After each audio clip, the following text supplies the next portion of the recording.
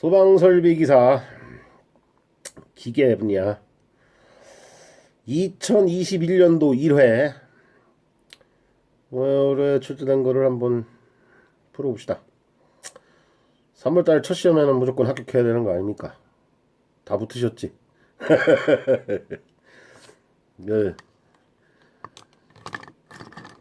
몇 점을 맞는 거 그런 거 중요한 거예요. 하고 요 유체역학 같은 경우는 어차피 2차 시험에서 기본 이론은 또 끌고 가야 되는 부분이 있고 나중에도 또 이 부분에서 또 공부를 더 해야 되는 부분도 있기 때문에 익히는 길에 차근차근 착실하게 익혀 놓으세요. 그러면 나중에 큰 시험 보고 아니 뭐 큰 시험은 관도 2차 시험 볼 때 고생 덜 해요. 훨씬. 자, 21번 보겠습니다. 대기압이 90kPa인 곳에서 진공 76mm에 치지는 절대압력 얼마? 뭐 대불개 대마진 가면 되죠. 대불개 대마진 절대압력은요 대기압 플러스 계기압이고요. 절대압력은요 대기압 마이너스 진공압이다.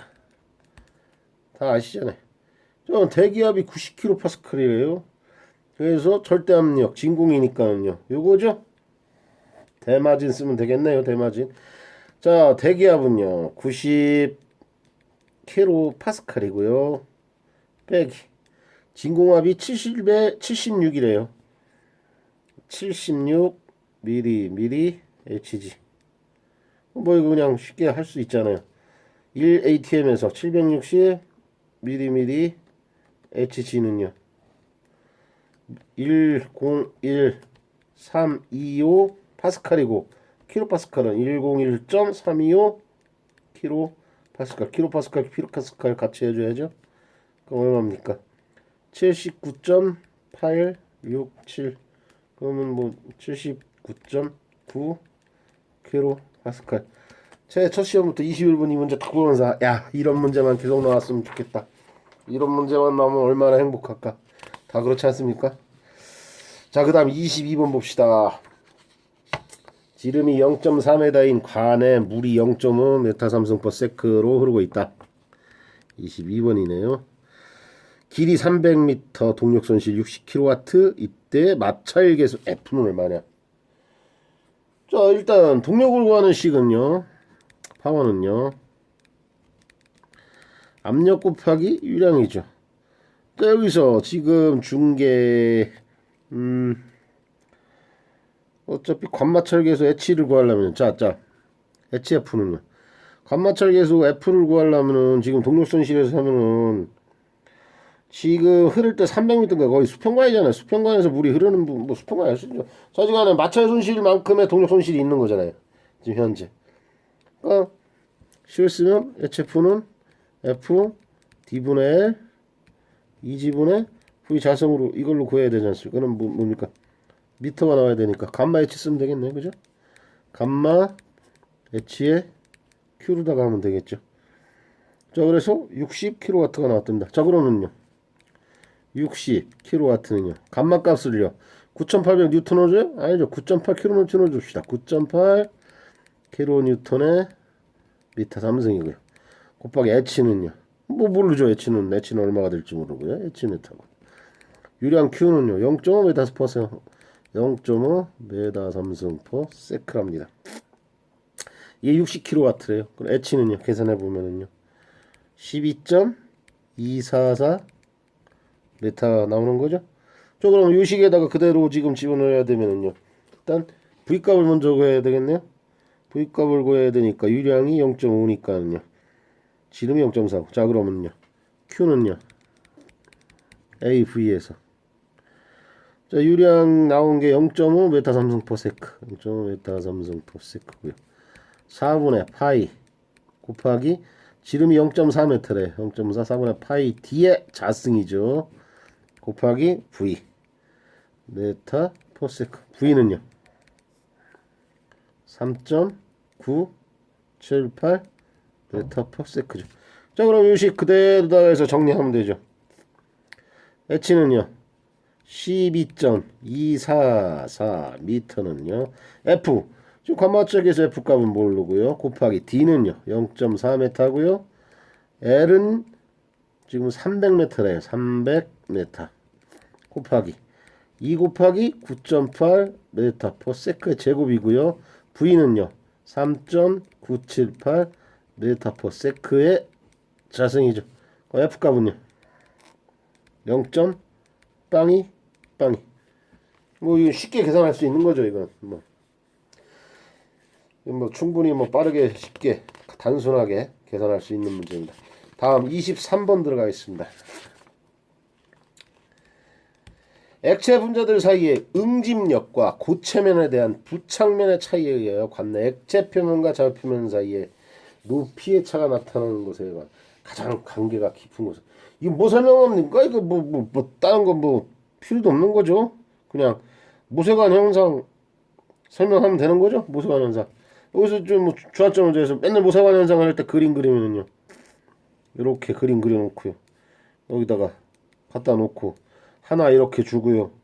하나 이렇게 올라가고 이렇게 올라가고. 이거 뭡니까 이거.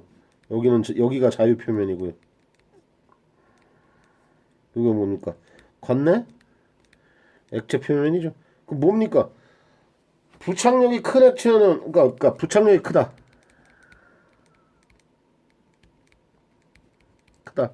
이거 뭡니까? 모세관에 붙는다. 이거 뭐라고 표현해요? 상승한다. 응집력이 크다. 모세관에서 떨어진다. 그럼 뭡니까 이거는? 하강한다. 문제 자체가 모세관 현상에 대한 설명이죠. 액체 분대들 사이의 응집력과 고체면에 대한 부착력의 차이에 의하여 관내 액체 표면과 자유 표면 사이에 높이 차이가 나타나는 것과 가장 관계가 깊은 것은 뭐냐? 모세관 현상이다. 액체 속에 모세관을 세우면 부착력이 큰 액체는 모세관에 붙고 이걸 모세관에서 상승한다고 표현하고 응집력이 큰 액체는 모세관에서 떨어진다. 이걸 뭐라고 한다? 하강한다고 하는 겁니다. 그 응집력이 크다는 건 뭡니까? 지들끼리 액체끼리 잘 붙는다는 거죠. 부착력이 크다는 거는요. 관벽에 붙는다는 거예요. 관벽에 부착력이 있다는 건 뭡니까? 응집력이 있다는 거는 액체 지들끼리 붙는 힘이 크다는 거고 부착력이 크다는 거는 관벽에 붙는다는 얘기잖아요. 관벽에. 요거를 정확하게 구분을 하실 줄 알면 되는데 중요한 건 뭐 모세관 현상에 대한 설명입니다. 다음 24번 보겠습니다. 피스톤이 설치된 용기 속에 1kg의 공기가 일정 온도 50도씨에서 최적 5배로 팽창했대요. 전달 열량, 기체 상수 좋네. 아이고 이게 뭡니까? 이상기체 상태 변화죠. 무슨 과정입니다. 일정 온도니까 정온 과정이죠. 이상기체 상태 변화에서 정온 과정인데 지금 열량 구하는 거지 않습니까? 그냥 전달 열량은요.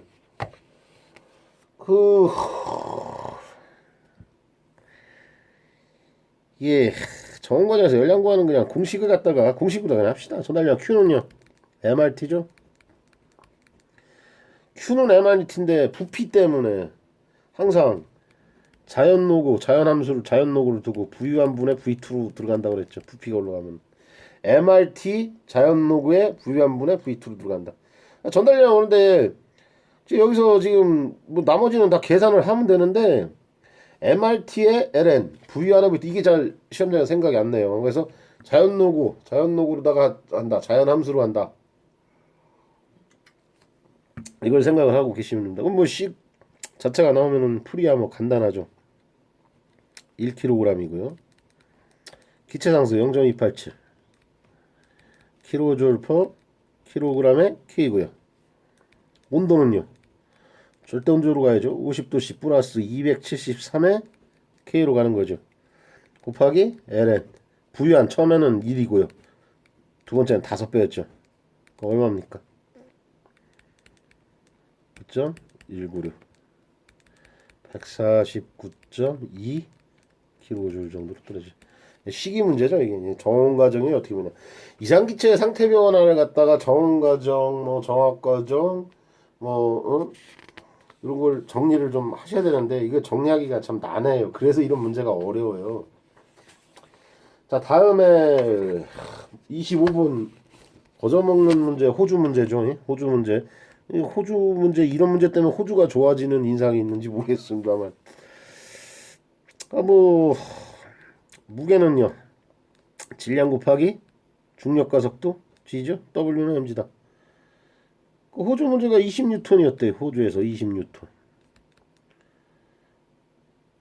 뭐 호주에서 중력과 속도는 이거 뭔지 모르고요. 호주에서 키로수 질량은 얼마인지 모르고요. 호주 중력과 속도는 9.82 베타포 S의 자승이었대요. M은요 2.036kg. 이게 질량이죠.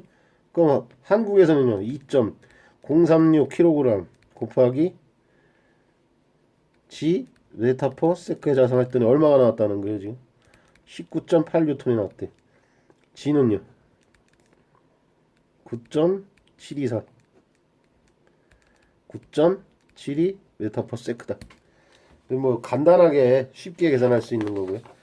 다음 26번 문제 보겠습니다. 26번 문제는 이건 좀 어렵습니다. 일단 이 문제를 좀 생각하실 때 좀 생각을 좀 해봅시다. 자, 천천히 문제를 한번 읽어봅시다. 두께가 20cm이고 0.2m입니다. 표시를 이거 쓸 때 0.2m 써놓으세요. 이렇게 읽으면서 0.2m. 열 전도율 4W의 메타 K고요. 그 다음에 메타 4W per 메타 K죠. 자, 열 전도율 4W per 메타 K고요. 벽의 내부 표면 온도는 20도씨고요. 외부 벽은 마이너스 10도씨입니다. 공기에 노출돼 대류열 전달이 일어난다. 대류열 전달 계수를 줬습니다. 그 다음에 외부 표면 온도는 얼마냐. 자, 그림을 그려서 한번 설명해 봅시다. 벽이 있어요. 지금 벽이니까 뭐 조적벽 합시다. 조적벽. 자, 0.2m고요.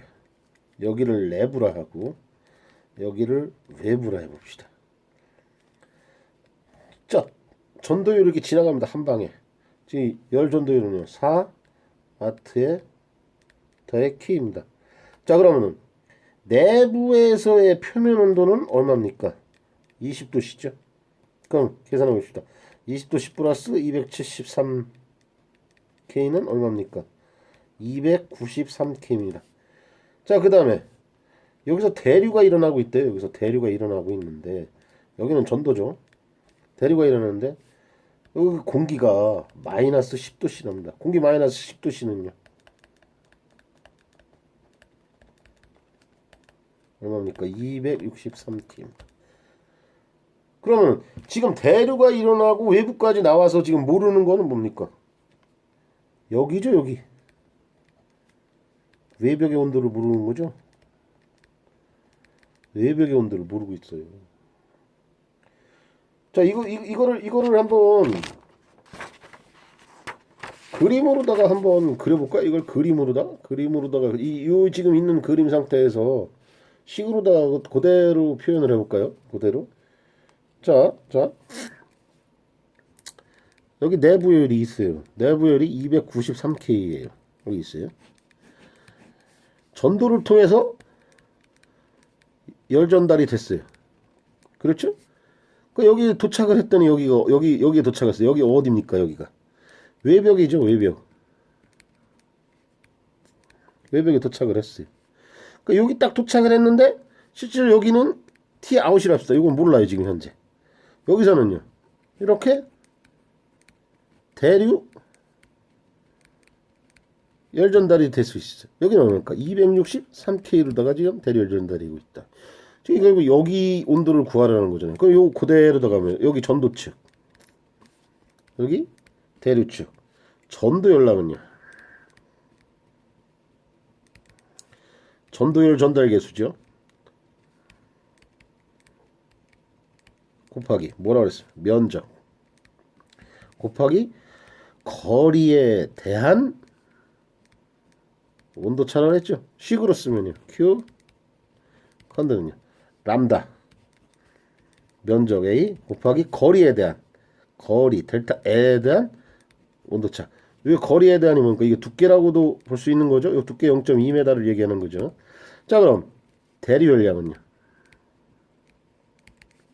대류열 전달계수고요. 면적이고 똑같이 면적이죠. 그 다음에 온도차죠. 식으로 쓰면요. 대류열량 Q는요.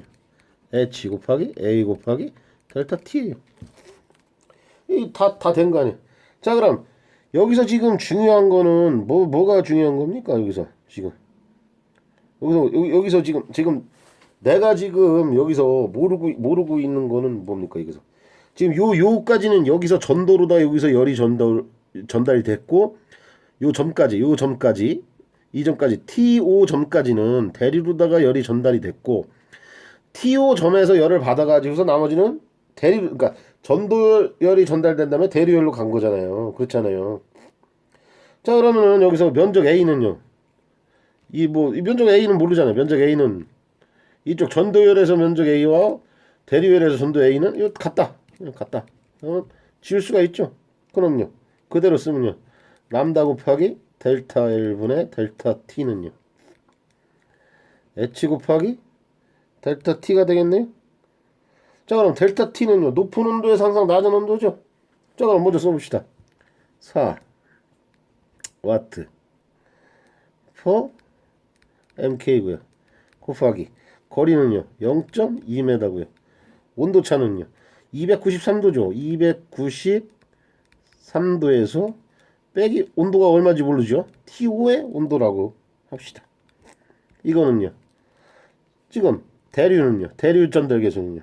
와트에 메타 제곱에 K에 곱하기 TO가 지금 높은 온도죠.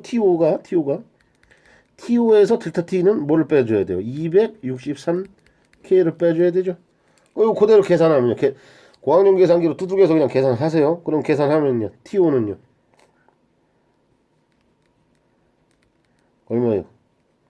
278K죠. 278K. 표면도를 또 도씨로 물었네요. 278K에서 빼기 273을 빼면요. 얼마가 나요? 5도씨죠. 온도 교체하는 것까지 마지막까지 한번 꽈놨네요.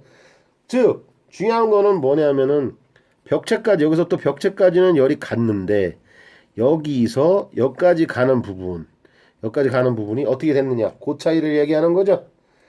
중요한 문제고요. 이런 문제가 이제 좀 대세 문제로다가 지금 나오는 것 같아요. 그런데 먼저 더 골치 아프게 하려면 일단 이제 복사까지 해야 되는데 복사는 못 섞어요. 속지를 못해요 여기다가는.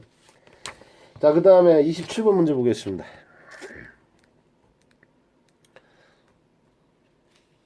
이 문제를 갖다가 넘어가면 아니에요. 26번 문제는요 45점 문제예요. 알으셔야 되는 문제. 26번 문제는요 45점 문제입니다. 45점 문제가 쉬운 문제가 45점 문제가 아니라 쉬운 문제보다는 기본적으로 알아야 되는 문제가 45점 문제라고 생각하셔야 돼요. 26번은 45점 문제입니다. 기본적으로 알아야 되는 문제입니다. 예, 자, 다음 27번 가겠습니다. 질량 mkg의 어떤 기체로 구성된 밀폐기래요. 밀폐기에야 Q줄의 열을 받아 일을 하고 이 기체의 온도가 델타 T도 C 상승하였을 때 걔가 외부에 한 일은 열량에 대해서 나온 건데 이게 뭡니까? 이상기체 상태 변화 중에 정적 과정이죠. 정적 과정. 일법칙입니다. 연료가 일법칙이라 답이 1번인가 보네요. 일법칙입니다. 자, 내부 에너지가 이렇게 있으면 열량 Q를 주고요. 외부로다가는요 W 1을 한다. 그럼 이걸 갖다가 열량 Q는요 내부 에너지 플러스 1이죠. 열은 내부 에너지 플러스 1이라고 똑같이 써준 거잖아요. 그러면요 1은요 Q 마이너스 이 내부 에너지죠. 10배기 마이너스가 되는 거죠. 10배기 내부 에너지가 되는 거죠. 그럼 여기서 내부 에너지는요. 열량 Q도 이것도 똑같이 내부 에너지 열량이잖아요. 그냥 이거 전달 열량이잖아요. Q는 MC 델타 T. 근데 Q는 MC 델타 T인데 여기서 밀폐계에서 정적 과정이라면서요. 정적 과정. 정적 과정. 정적이니까 뭡니까? 최적이 일정이자 이거죠. 그러면 C가요. 비열이 아니라 뭐야? 정적 비열 되면 되겠죠. 정적이니까 정적 비열 넣으면 되겠죠. 그럼 어떻게 되는 거예요? 그러면요. Q 빼기 M CV에 델타 T 정적 비열 넣어가지고서 이거 아닙니까? 이렇게 되는 거죠. 그 맨날 연력학 1법칙 나오면 뭐라 그래요? 개의 전체 에너지 변화량은 개에 들어오는 열에 증가하고 개에서 나가는 일에 감소한다. 개에 들어오는 열에 증가하고 나가는 일에 감소한다. 똑같은 거죠. 요 그림을 이해를 하시면은 뭐 되는데 이 뭐 그림 단순하지 않습니까? 이거. 자, 28번 보겠습니다. 정육면체의 그릇에 물을 가득 채울 때 그릇 밑면에 받는 압력의 정육면체입니다. 정육면체 이렇게 생겼죠? 정육면체 이렇게 죽습니다. 이게 무슨 육각형이지 무슨 정육면체입니까? 정육면체 뭐 이게 정육면체 아닙니까? 이게 1면, 2면, 3면, 4면, 5면, 6면 정육면체도 뭔지 모르는 사람들이 있어요. 그래 어떻게 그래 이게 직육면체는요. 이게 옆으로 벌어진 게 직육면체죠. 물이 가득 채우고 있을 때요. 압력을 받으면요. 여기서 여기 이만치 바꿨네요. 그냥 이거 채로다가 압력을 다 바꿨네요. 여기 다 위에서. 이게 P래요. 이게 P. 옆에서 그런데 수직 방향 평균이면 그게 P래 하면 한쪽 측면으로만. 그럼 정육면체 물이 가득 차 있으면요. 이 상태에서요. 압력 이렇게 받을 거 아닙니까? 맨 밑에 있는 놈은 옆으로 받는 놈이니까 크게 받을 티고 이렇게 그럼 뭡니까? 2분의 1이지요. 정육면체니까 거리 똑같은 거지요. 그럼 여기도 P인데 이렇게 받으니까 2분의 1 P겠네요. 2분의 1 P 1번 0.5P가 있네요. 똑같은 거죠. 2분의 1 0.5P 28번 이거 쉽기싸리 생각하시면 되죠. 뭐만 하면 됩니까? 정육면체를 하면 되는데 이거 생각하지 마시고 제대로 된 정육면체를 해서 2분의 1 그리시면 되죠. 자, 다음 보겠습니다. 29번이요. 베르누이 전제 조건.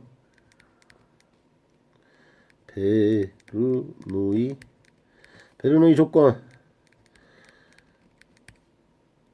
맨날 그랬잖아요. 베르누이 정비 마요. 베르누이 방정식 가지고 뭐 정비하려고 하지 말라 그랬죠. 베르누이 방정식은 완벽한 식이니까 정비 마요. 비, 마, 유. 뭡니까? 정상 상태. 비압축성.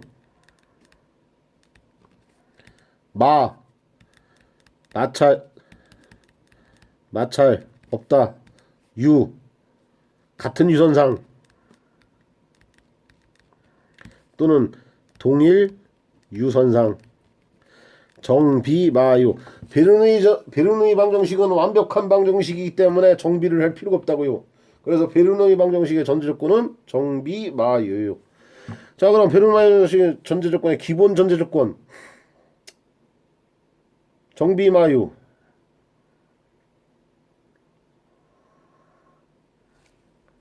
4번 비압축성 흐름이다. 비점성 흐름이다. 정상 유동이다. 비점성 흐름이다라는 게 뭐예요? 비점성 흐름이다라는 게 이거잖아요. 마찰이 없다. 마찰이 없는 흐름이다.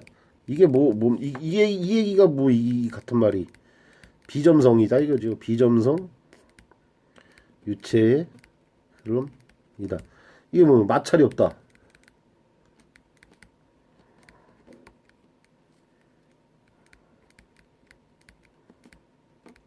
말을 살짝 돌려놓은 거죠. 충분히 정리를 하실 수 있는 문제입니다. 다음 30번이요. 뉴턴의 점성 법칙에 대한 옳은 설명으로 짝지어진 것은 이런 문제가 좀 어렵죠. 이런 문제가. 뉴턴의 점성 법칙은 뭡니까? F는요. 타우? A고요. 타우는요. 뮤? H분의 이 속도죠. U A고요. 타우는요. dy분의 du. 예? A죠. 여기서 dy분의 du는요. 이게 뭐 이게? 이렇게 돼 있는. 여기가 u고 여기가 y일 때 이걸 뭐라 그래요? 속도 기울기. 또 속도 9배. 이 dy분의 du가 속도 기울기예요. 자, 1번. 전다 능력은 점성계수와 속도 기울기의 곱이다. 예, 맞지 않습니까? 전다 능력은 점성계수와 속도 기울기 dy분의 du의 곱이다. 오케이. 가. 나는요. 전다 능력은 점성계수에 비례한다. 전다 능력은 점성계수의 두가 관계. 비례 관계네요. 오케이. 다. 전다 능력은 속도 기울기에 반비례한다. 이거 자체가 속도 기울기죠. 속도 기울기 어떻게 되는 거예요? 비례하는 거잖아요. 비례한다. 요거가 뭐죠? 그럼 안 돼 있는 게 뭐예요? 다 빼고서 가, 나 이렇게 되는 거죠. 요거는 이거잖아요. 이 상태잖아요. 이 상태. 그러니까 맨날 뭐 맨날 그러잖아요. 여기는 고정판, 여기는 이동판. 여기서 이동판 속도로 갔을 때 이렇게 찢어지는 거죠. 전다 능력이. 만약에 압축성 흐름일 경우에는요. 양쪽에서 찢어지는군요. 가운데에서 찢어지죠. 가운데서 이래 찢어지잖아. 이렇게 가운데서. 이렇게. 이거는요. 여기 고정, 여기 고정이고 압력으로 다 미는 거고요. 이거는요. 위에가 이동하는 거잖아요. 그러니까 속도 기울기가 이렇게 형성이 되는 거잖아요. 그냥 이렇게 U, Y 이런 식으로 형성이 된다. 이거 그림을 이렇게 맞춰서 기억하기 편하게 만든 거예요. 그냥 이렇게 써놓은 책도 있고요. 이렇게 하려고 맞춰놓은 거예요. 그냥 이렇게 하시면은 좀 편하게 좀 기억이 되죠.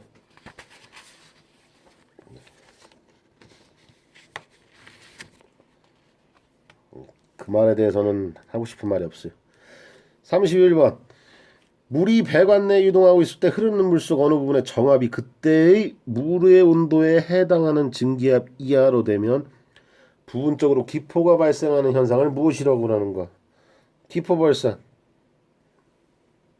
뭐 공동현상이죠. 이건 뭐 이거 공동현상. 기포가 공동이잖아요. 공동현상. 캐비테이션이죠. 캐비테이션. 이거 뭐 배관 내 이거 정의를 갖다가 쓰라고 그러는 지금 이 문제 자체가 2차 시험에서는요. 공동현상이란 쓰시오. 설명하시오. 이 두 줄을 써줘야 되는 거잖아요. 이걸 쓰는 걸 연습을 하시라고요. 이거를. 배관 내 물의 압력이 그때의 온도에 상응하는 포와 증기압보다 낮아져 증기 기포가 발생하여 공동이 생기는 현상이다. 이게 뭡니까? 공동현상 캐비테이션이죠. 발생원은 어떤 때 발생해? 발생원이 관내 수온이 높을 때. 두 번째, 펌프 흡입 양정이 클 때. 그 다음에 펌프 설치 위치가 수온보다 높을 때. 네 번째는요. 좀 전에 했잖아요. 포화 증기압보다 낮을 때 관내 물의 정압이 그때의 증기압보다 낮을 때 발생원인이 이 정도예요. 다음 종목 아닌 것은 이런 거 고르고 좀 요번에 이렇게 31번에 공동현상에 대해서 이렇게 나왔으니까는 다음에 이에 따른 공동현상 발생 원인이 뭐 아닌 것은 뭐 이렇게 해가지고서 뭐 고르는 거 나올 것 같으니까 한번 얘기 한번 해본 거죠. 뭐 쓰시면 좋은 거고. 그렇죠. 다음 32번이요. 32번은 그냥 사이펀의 정의로다 풀기가 조금 좀 그래요. 뭐 32번은요, 이거는 사이펀 문제인데, 베르누이 방정식 응용으로 다 그냥 풀게요. 자, 그림을 보세요. 그림을 보시고, 자, 이렇게 돼 있어요. 지금 1점이 여기에요. 여기가 1점이고요. 3점은 여기에요. 높이차가 이렇게 돼 있는데 두 개가 1m, 1m 이렇게 돼 있어요. 뭐 2m는 상관도 할 것도 없잖아요. 베르누이 방정식은요, 두 점에 적용하는 거죠. 두 점에. 1점과 2점에만 3점에만 적용을 할 거예요. 자, 1점과 3점에 베르누이 방정식을 적용을 해봅시다. 자, 손실 수두름으로 쓰니까 수두식으로 적용을 합시다. 자, Z1은요. 감마분의 P1이고요. 플러스 2지분의 V1의 제곱입니다. 또 그림이 또 이상해요. 이렇게 놓으면 되죠. 이렇게. 지금 여기 밑에까지 닿았구나. 이렇게 하면 되죠. 이렇게. 그 다음에 이거는요. 3점이라고 했죠. Z3은요. 감마분의 P3이고요. 플러스 2지분의 V3의 자승이죠. 그리고 제일 중요한 거 플러스 여기 지금 뭘 물어봤어요? 전체 손실 수두마로 갔잖아요. 손실 수두를 HF라고 합시다. 손실 수두를 적어줘야죠. 자, 그 다음에 여기서 지금 중요한 거는요. 자, 그림같이 사이펀 연기. 그럼 여기는 지금 여기 P1 요 위에하고 요 밑에는 대기압이죠. 그러면요 보십시다. 자, 그러면 P1하고요 P3에 이거는 ATM이죠. 대기압이죠. 0이라고 합시다. 이거 날라가고요. 이거 날라가죠. 두 개. 자, 그 다음에 수조에 고여있는 물이니까 V1은요. 고인물. 0이죠. 그럼 날라가는 거죠. V3는요. V3는 뭔지 모르겠는데 일단은 지금 현재 상태에서 나무는 있는 거죠. 그 다음에 HF 있고요. 자, 그러면은 식을 정리하면은요. Z1은요. Z3 플러스 2지분의 V3의 자승 플러스 HF죠. 자, 그대로다가 지금 넣으면 되는 거 아닙니까? 자, 지금 V만 구하면 되니까 지금 이게 200ml네요. 200ml 곱하기 1000ml 1m 0.2m네. 자, 그 다음에 물이 4.8이래요. Q는 AV죠.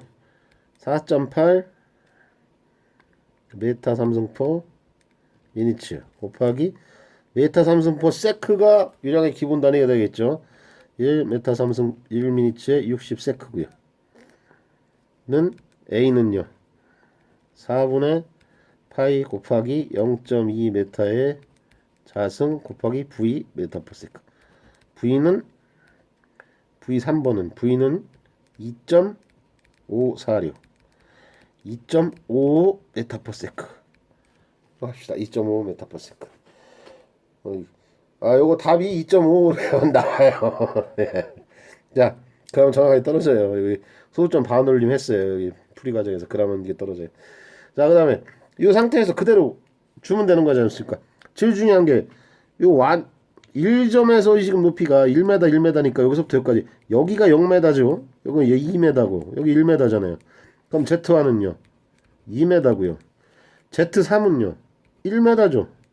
그 다음에 2 곱하기 9.8 메타퍼세크의 제곱 분의 2.55 메타퍼세크의 자승이고요. 플러스 HF죠. 그럼 HF는요? 0.6682 0.668 메타가 나옵니다. 이거를 사이폰을 갖다가 베르노이 방정식으로다가 해서 베르노이 방정식 응용으로 다 풀어야지 이게 좀 쉽게 좀 풀리는 문제입니다. 어려운 문제가 아니라요. 이거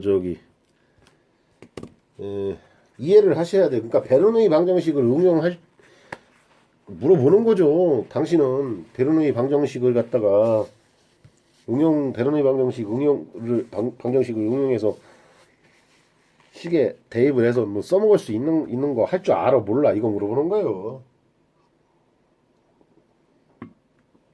대답할 줄 있어야죠. 난 이거 할 줄 압니다 이렇게. 자, 그 다음에 33번은요. 이거 뭐 33번 문제를 보면 이해 문제입니다. 이해 문제. 이 식이 뭐 지금 뭐 물어보는 문제입니까? 이 식이 측류의 속도 분포식 물어보는 거죠.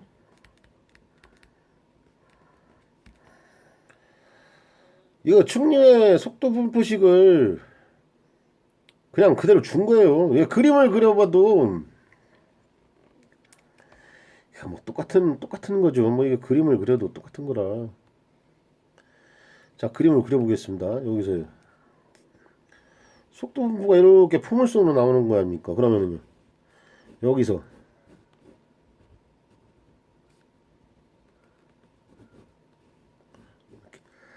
V 맥스 이게 최대 속도죠. 이게 최대 속도.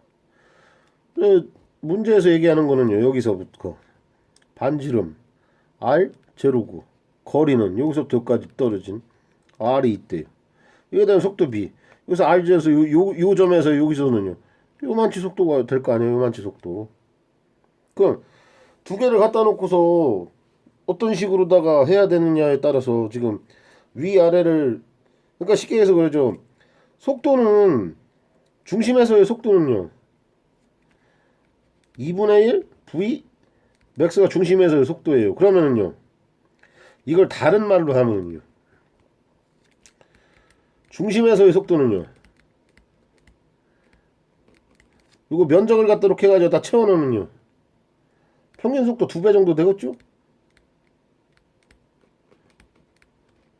이런 말이 되는 거잖아요. 결국에는. 이게 그냥 속도 분포식이에요. 이 식 자체를 지금 이 주어진 식 자체가 그냥 속도 분포식이다 이렇게 생각하시면 돼요. 그 뭐 속도 분포식이 이 나와 있는 게 별게 아니라 그냥 이거예요. 그래서 이거 뭐라 그래야 되나? V에 Vmax고요. V에 Vmax고. 이거를 V에 Vmax고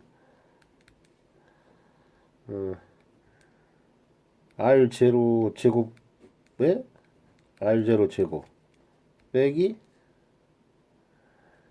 R0 제곱에 R의 제곱 이렇게 되는 거예요. 속도 분포가 이 거리에 대한 분포가 V가 V만큼 와 있는 거죠. V하고 B고요. 그 다음에 R0하고 R에 대한 B고요. 그래서 여기는 R이에요. 그러다 보니까 R0, R0니까 이거 1이 되는 거잖아요. 그냥. 그래서 자곱 R의 제곱 V 맥스고요. 이걸 또 뭐 변형을 해서 이걸 여기 갖다 놓고 물어보는 경우도 있죠. 뭐 속도는 V는 뭐냐 그러면 Vmax는 1 마이너스 I0 제곱이 자, 이 식 자체가 다 측류의 속도 분포식이고 실험식이라는 거. Vmax에 대해서 물어보는 거 있는 겁니다. 그래서 2분의 1 되냐 안 되느냐. 그러니까 이 식을 갖다 유도하려고 하지 말고 그냥 이해해가지고서는 문제를 보고서 정리를 하셔서 그 문제를 보고 정리한다는 건 결국은 뭐예요? 이 그림이죠. 그림. 요 그림을 갖다가 내 머릿속에서 이해를 하고 있으면 정리가 되는 거죠. 좀 이런 문제를 보면은 좀 어렵게들 접근하시는데 이런 그냥 그림으로다가 머릿속에다가 이렇게 이해를 하려고 좀 그러세요.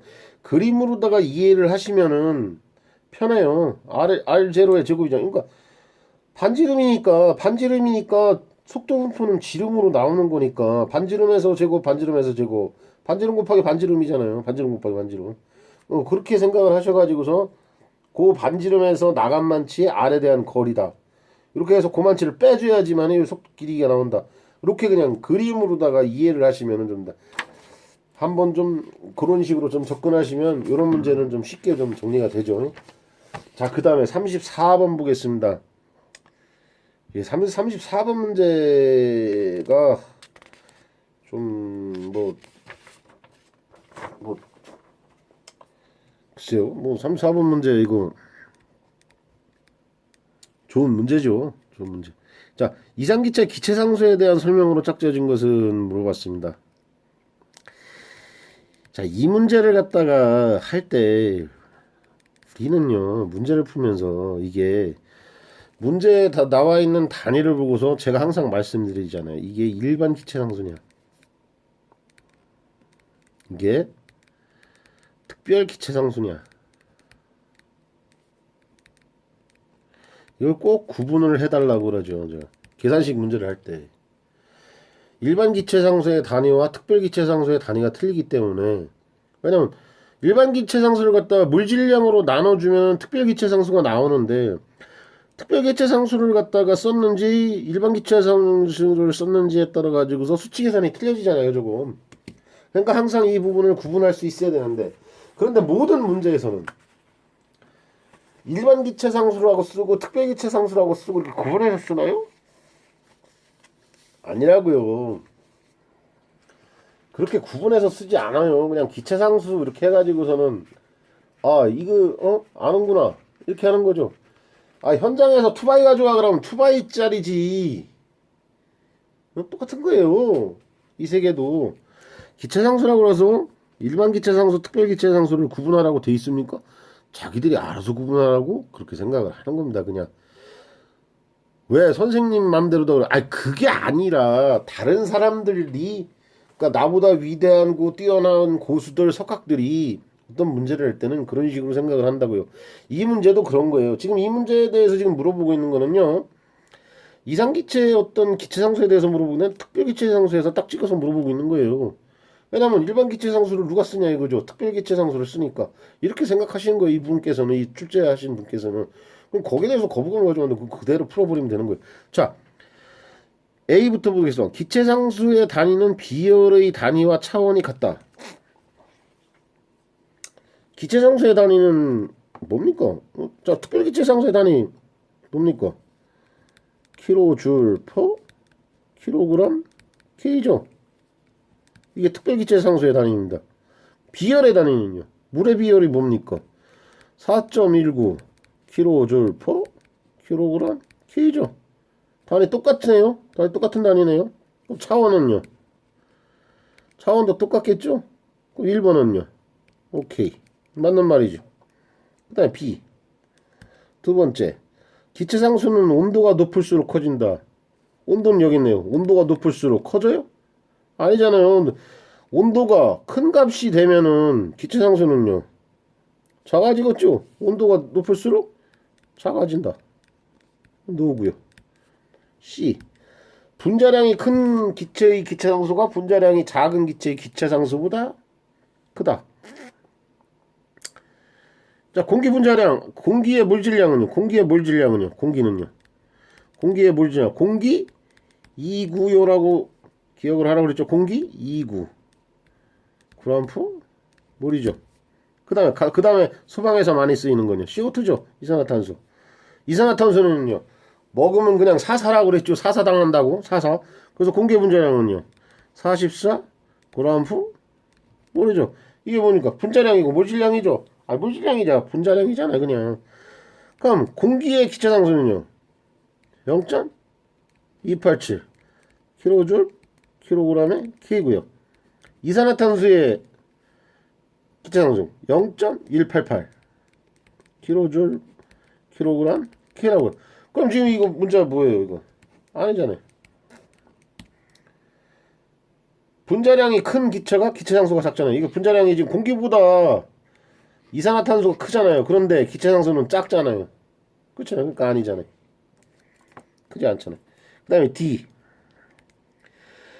기체상수의 값은 기체의 종류에 관계없이 일정하다. 자, 보세요. 여러분, 저 지금 제가 구분할 때 특별 기체상수라고 했어요. 특별 기체상수. 특별 기체상수. 그런데 어떤 분들은요, 이거를 같은 말인데 특정 기체상수라고 하시는 분들이 계세요. 특별 기체상수예요, 특정 기체상수예요. 어떤 말이 맞는 거예요? 다 똑같은 기체상수, 그냥 다 같은 말이에요. 그런데 특정 기체상수라고 표현을 하시는 분들은 왜 특정 기체상수라고 표현을 할까요? 기체상수가 특정 기체 또는 표현하는데 특정 가스마다 다르기 때문에 특정 기체상수라는 말로 표현을 하시는 거예요. 다른 분들이.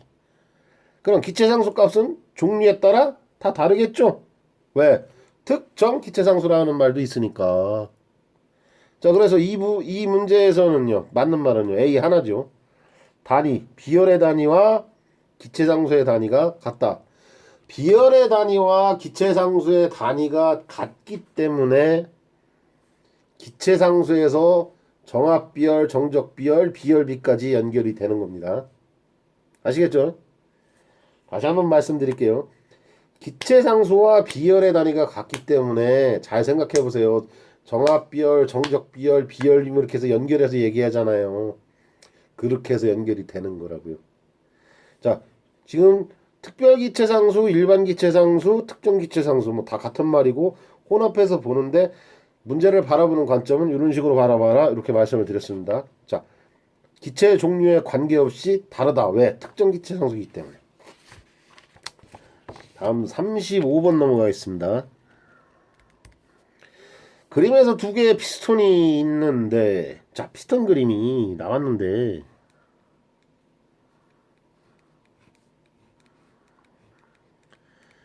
뭐, P는요, A분의 F, 뉴턴을 갖다가 미터 제곱으로 눌렀더니 파스칼이 나오더라. 파스칼이죠. 자, 그런데 지금 현재는요, 이거는요,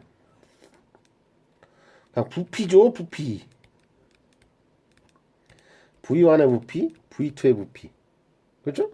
그럼 V1의 부피는요, V2의 부피와 같아요. 그럼 부피는요, 면적 곱하기 높이죠.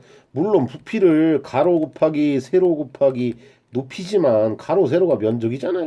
그러니까 여기서 폼이 있는 식으로 쓸 때는 A1 곱하기 H1 A2 곱하기 H2 부피를 면적 곱하기 높이로다가 해줬어요. 자, 그 다음에 센치로 줬잖아요. 그냥 기본 단위 미터로 환산하지 말고 그냥 센치로 계산합시다. A는요 4분의 파이 곱하기 30cm의 제곱이고요. 곱하기 1cm 움직였대요. 자, 그 다음에는요 4분의 파이 곱하기 이건 5cm짜리래요. 5cm의 제곱 곱하기 H2 얼마만큼 움직이는지 모르니까요. H2는요 36cm죠. 그림을 이상하게 그려놨잖아요. 문제에서. 그렇죠. 이해하기 어렵죠. 그냥 부피로다가 보시면 되는 거. 꼭 P는 A분의 F로다가만 한정적인 생각을 하고 있으면은 여기까지 생각이 미치지를 못해서 푸는데 어려움이 따릅니다. 아, 부피구나. 액체에다 색칠해놨으면 이렇게 넘어가셔야지 좀 빨리 푸실 수가 있죠. 자, 그 다음에 36번 가겠습니다. 흐르는 유체 정상류에 대한 의미로 오는 거죠. 정상류, 정상흐름. 이게 뭡니까? 정상류, 정상흐름이라는 거는. 두 번째죠. 이런 문제, 그러니까 의미로 옳은 것은요.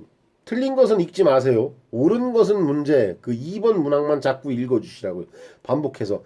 그러면 이게 머릿속에 들어오는 거예요. 틀린 문항하고 같이 읽을 때는 문제 풀을 때는 하는데 복습 과정을 밟으실 때는요. 옳은 것은 옳은 것만 읽어주는 거예요. 틀린 것은요. 문제에서 틀린 것을 할 때는 틀린 거 말고 옳은 거 세 개를 읽어주는 거고요. 그래야지 머릿속에 차곡차곡 정리가 됩니다. 자, 옳은 것은 읽어봅시다. 흐름의 임의의 점에서 흐름 특성이 시간에 관계없이 항상 일정한 상태에 있는 흐름이라고 되어 있습니다. 정상류는 그런 거죠. 정상류라는 게 뭡니까? 유체의 상태량이 시간에 따라 변하지 않는 흐름. 이게 정상류죠.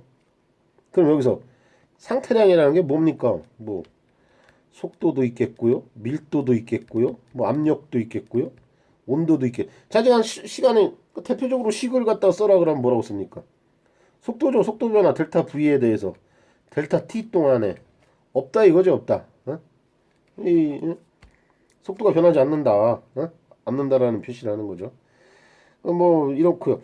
그 뭐 지금 여기서 지금 뭐 유체 정상류에 대한 흐름 뭐 이거는 정상류에 대한 의미, 이 의미 그러니까 시간에 관계없이 일정하다라는 거 그것만 기억을 하시면 돼요. 그 다음에 임의의 시각의 유론의 모든 점에서 속도 벡터가 일정한 흐름. 뭐 속도 벡터가 일정한 공간 변화에 대한 등류지요. 임의의 시각의 각적에서 속도 벡터 이건 공간의 힘에 대해서 부등류죠. 흐름에 이것까지는 알 필요가 없으신 것 같은데 그래도 흐름의 구분에 대해서 한번 정리해.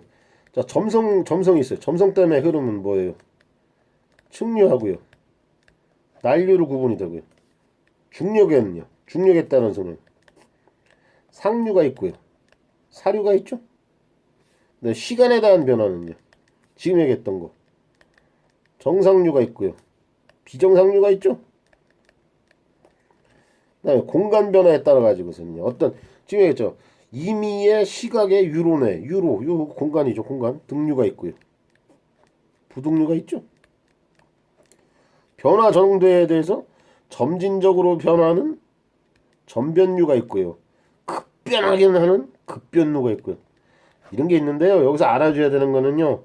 측류, 난류, 정상류. 지금 이 문제 자체에서 2번 정상류에 대한 그 무엇인지에 대해서 시간에 관계없이 일정한 상태다. 시간에 따라 변화하지 않는 흐름이다. 그냥 이렇게 정리하고서 마시면 된다. 그리고 종류까지 해서 이게 지금 3번, 4번 항목에 나와서 설명을 하다가 말았는데 그렇게 가실 필요 없습니다. 그냥 시간에 관계없이 항상 일정한 상태의 흐름이다. 정상류다. 이렇게까지만 말씀을 드리겠습니다. 자, 다음 37번 가겠습니다.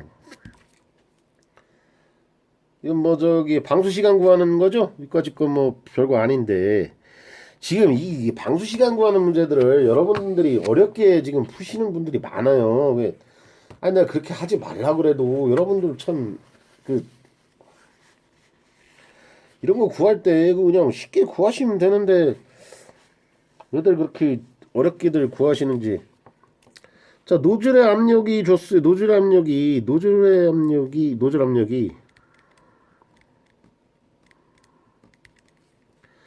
294.2kPa이래요. 그럼 당연히 속도를 구하려면요. 압력 P는요. 2분의 로 V의 자승이죠. 자, 만수 상태에서 뭐 어쩌고 하니까 물이죠. 만수니까 물이겠죠. 저 만수는 물이니까. 자, 그럼요. 294.2 kPa인데 기본 단위로 바꿔줘야죠. 압력의 기본 단위는 1kPa니까 1kPa는 1000파스칼이고요. 물의 밀도는요 1000kg의 메타 삼승이고요. 속도는요 모르죠. 2고요. V는요 24.269 메타 퍼 세크가 나오죠. 자, 그 다음에 시간 t를 구하는 거예요. 시간 t를 구할 때는요 어떻게 구해야 돼요? 저 Q죠. 유량 Q의 단위는요 메타 삼승 퍼 세크잖아요. 지금 이게 뭐야? 이 위에 메타 삼승은 부피고요. 이 시간이잖아요. 그럼 부피는요? 이거는요? 탱크차 물이고요. 시간 하면 되는 거잖아요. 뭐 별거 있어요? 용량이 1000리터래요. 1000리터. 1000 곱하기 1000리터는 메타 3승 1m 3승이죠. 그 다음에 노즐 구경이 21mm래요. 1mm 곱하기 1000mm 1m 0.021m. 자 그럼 됐잖아요. 자 요거 그대로 가는 거잖아요. Q는 AV 그대로. Q는요 지금 얼마예요? 1m 3승이잖아요. 자 1m 3승에 몇 촌지 모르죠. T 세크예요. 4분의 파이 곱하기 0.021 메타의 제곱이고요. V는요 24.269 메타 퍼 세크예요. 그럼 T는요 바로 계산되잖아요. T는 얼마예요? 하나하나 여덟에 965 세크죠. 지금 물어본 게 뭐 몇 분이라 했잖아요. 곱하기 60 세크분의 1분은 1.982 올리고 2분. 이렇게 계산하면 되는 거죠. 편하게 계산하시면 되는 거잖아요. 뭐 이거 이렇게 좀 저기 한 거 없으니까 이렇게. 그 다음에요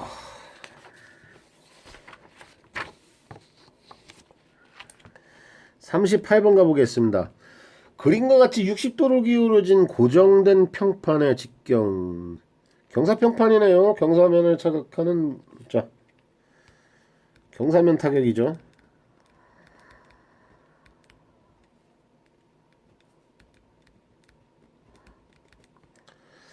F는요 로 Q V고요. 로 AVV고 로 A의 V의 제곱이다. 그런데 경사면이니까는요 갖다 때리고 이렇게 맞았어요. 각은 이렇게 돼 있네요. 이렇게 돼 있고요. 뭐 사인 되겠네. 이렇게 사인. 그러면은 F는요 로 A V죠. 그대로 가고 여기다가 사인 세타만 가면 되는 거죠. 자 그러면요 1000kg에 3승 곱하기 50mm니까요 1000 0.05 그렇죠? 0.05 그대로 가면은 4분의 파이 곱하기 0.05 다의 자승이고요. 곱하기 V 속도는요 20m/s래요. 20m/s의 제곱이고요. 곱하기 사인 60도 그럼요 680.174 680 뉴턴이 나오네요. 680m. 좀 어려운 문제지만 경사하니까 풀 수가 있죠. 자, 그 다음에 지금 요거 39번 문제는 동심은 한영관 문제인데 이거 좀 주의를 좀 기울이면서 좀 한번 풀어보도록 하겠습니다. 39번입니다. 외부 지름이 0.3이고요. 내부 지름이 0.2m입니다. 이게 결국 뭡니까?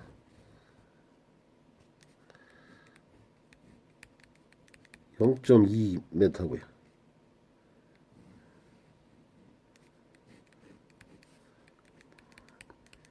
3m인데 지금 그림이 좀 이상하네요. 요거죠, 요거죠, 요거. 자, 여기에서 환영관에서 2m를 했을 때 손실수도가 2m, 수력 직경이 처음 마찰 개수를 묻었어요. 자, 수력 반지름은요, 수력 반경은 아래짓 P분의 A죠. 접수 길이분의 유동 단면적이죠. 접수 길이분의 유동 단면적인데 지금 접수 길이가 어떻게 되는 거예요, 지금?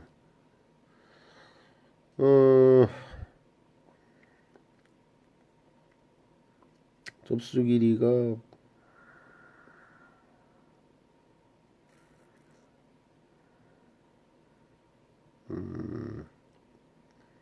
원형이니까 그냥 그대로 가면 되네. RH는요 P분의 A고요. 그래서 접수기는 원형 거니까 파이 D고요. 파이 D분의 4분의 파이 D의 자승이고요. 그러면 4파이 D고요. 파이 D의 자승입니다. 똑같이 4분의 D 가서 D죠. 4분의 D에서 이 D는 수력 직경이 되는 거죠. 자, 유동 단면적을 먼저 구해봅시다. 물이 흐르는 단면적만 계산해야 되죠. 물이 흐르는 단면적. 그러니까 큰 단면적에서 작은 단면적을 갖다가 빼줘야 되죠. 그렇죠. 그러니까 0.3에서 0.2를 빼줘야지 되는 거죠. 그렇죠? 유동 단면적은.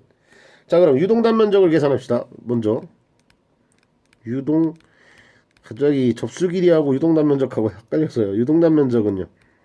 4분의 파이 곱하기 0.3m의 제곱이고요. 빼기 단면적이니까 4분의 파이 곱하기 0.2m의 제곱이죠. 단면적은요. 단면적에서 빼주면 되는 거고. 이건 뭡니까? 물이 흐르는 단면적. 자, 그 다음에 접수 길이는요. 접수 길이는 물이 흐르는 데가 안에서 요렇게 흘려서 여기도 접수가 돼 있고요.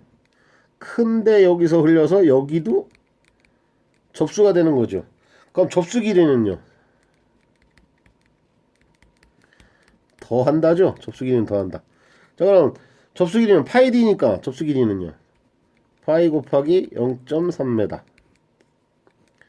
더하기 파이 곱하기 0.2m 이렇게 해줘야 되죠. 자, 그럼 요거 그대로 써봅시다. 수력 반경은요. 4분의 파이 곱하기 0.3m의 자승이고요. 빼기 4분의 파이 곱하기 0.2m의 자승이고요. 그 다음에 접수 길이는요. 파이 곱하기 0.3m 더하기 파이 곱하기 0.2m죠. 그러면은 0.025m 나옵니다. 그 다음에 아까 똑같이 RH는 4분의 DH니까 4분의 DA니까는요. RH는 4분의 D니까 D는 RH고 4 곱하기 0.025m 0.1m죠. 자, 그럼 이거는 뭐니까 환영과는 이 환영과는 나는 접수 길이니까 지름 0.1m 원형관이죠. 같은 거죠. 자, 그러면 F D분의 L 2지분의 V 자승에서 지금 나와 있는 게 손실수두가 1m라고 그랬죠. 1m는 그 다음에 F 값은 몰라요. D는요 0.1m고요. 이게 D 값이잖아요. L은요 10m죠. 지금 10m에 환한 거니까 길이가 10m 곱하기 2 곱하기 9.8 퍼세크의 자승이고요. 속도가 2m/s의 2m/s의 제곱입니다. F는요 0.049. 지금 이 문제의 핵심은 뭡니까? 단면적은 빼줘야 되고 접수 길이는 더해줘야 된다는 거죠. 지금 여기서 지금 헤맸죠? 지금 요 부분이 핵심이 되겠네요. 자, 그 다음에 40번 들어가 보겠습니다. 40번입니다. 토출량이 0.65m 삼성 파워 미니친 펌프를 사용한 선프 소유 출동 뭐 아무것도 아니잖아요.